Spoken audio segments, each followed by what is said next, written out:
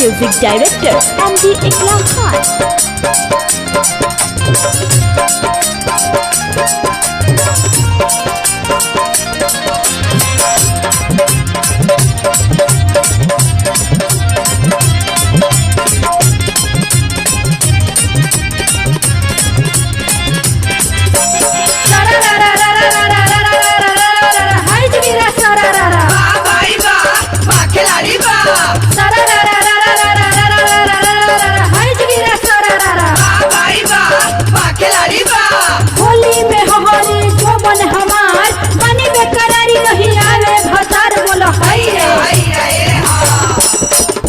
होलिया में अइले ना सजनवा ए साखी, होलिया में अइले ना सजनवा ए साखी, ओही खातिर बाखा खाइल मोर जो बनवा ए साखी, ओही खातिर बाखा खाइल मोर जो बनवा ए साखी। होलिया में अइले ना सजनवा ए साखी, ओही खातिर बाखा खाइल मोर जो बनवा साखी, ओही खातिर बाखा खाइल मोर जो बनवा ए साखी। धान कूटा हो जीजा धान कूटा हो, धान कूटा हो जीजा धान कूटा हो। अपन बहिनी के ओखरी में होली खेला हो, अपन बहिनी के ओखरी में धान कूटा हो। ओही खातिर बाखा खाइल मोर जो बनवा ए साखी, ओही खातिर बाखा खाइल मोर जो बनवा ए साखी। चढ़ते फागुन मातल बड़ुए जवान हो, पिया पिया कहे साखी सहू से बदन हो। तूही बतावा का करी उपाय, लेता ही लोरा जवानी के नाय बोला हैया हैया ए हा। चढ़ते फागुन मातल बड़ुए जवान हो, पिया पिया कहे साखी सहू से बदन हो।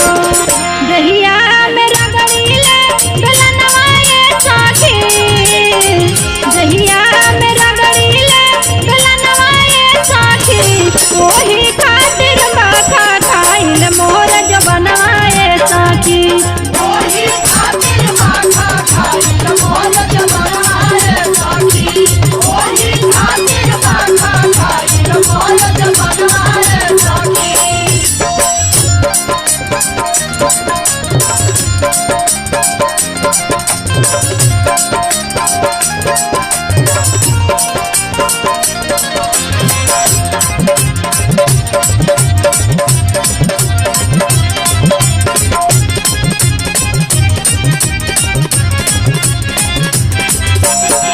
फागुन में न भावेला अकेले बिछावेला, गरदा पिया के रोजे देखिले सपनवा, सपनवा सिहरे शरीर लुगा उठा के पिया डालत अबीर बोला हैया हैया ए हा।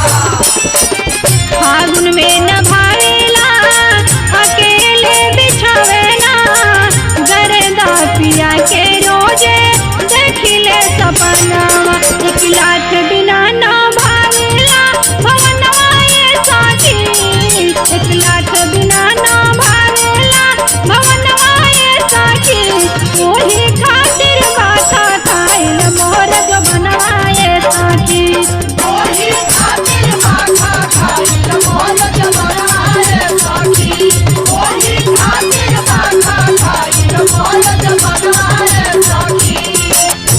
Studio CH Films and Music, Station Road, Patna।